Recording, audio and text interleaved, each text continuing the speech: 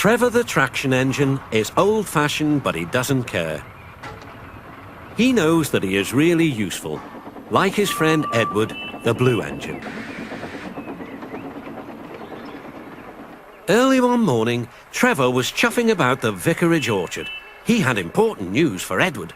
The vicar says that not all children are able to have holidays by the sea, so he's having a garden party to raise money for a seaside trip. "I'm going to be the star attraction," chattered Trevor, "giving rides to all the visitors. The vicar is putting up posters all about it." "I'd like to help too," sighed Edward, "but without my rails, I wouldn't be much good at a garden party." It was a beautiful day, but Edward was worried. "I wish there was something I could do for the party," he said. "I'd like to be helpful like Trevor." Edward's driver laughed. "You're helpful in your own way, and that's on the railway." Next day, it was Trevor's turn to look disappointed. He had bad news. The vicar's been so busy that he forgot to put up the posters. Now no one will know about the party. But Edward had an idea. "Don't worry," he said. "Everything is going to be all right." Then he explained to his driver. "The vicar can paste his posters on my cabin coaches, so wherever I go, they'll go too." "Well done, Edward," said his driver. "I'm sure the fat controller will agree." As indeed he did.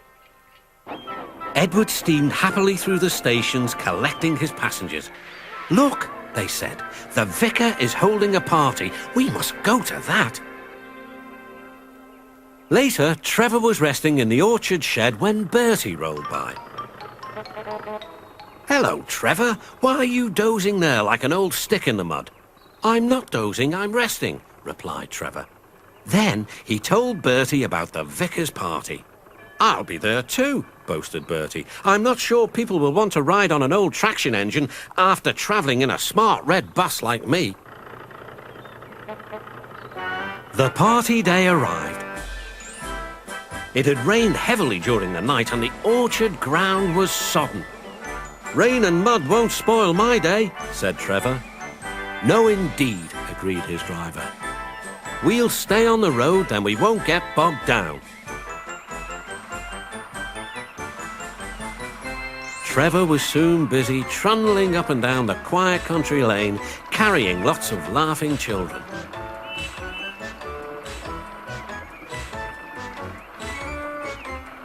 He was just turning a corner when he heard Bertie. "Hello, old-timer. I'm taking everyone to the party. Edward's idea is really working." Trevor gave Bertie a cheerful whistle and turned back towards the orchard. Then there was trouble. "Help, I'm stuck!" shouted Bertie.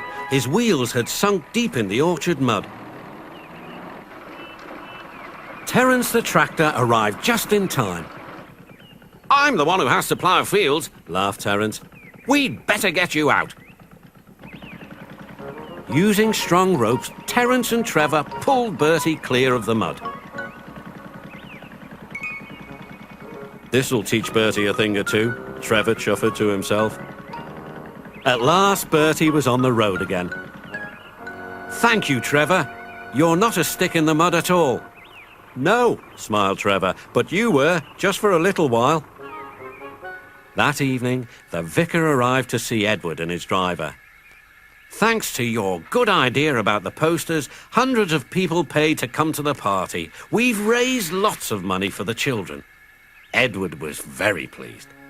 And Trevor fell happily asleep, thinking of all the children who would now get to the seaside at last.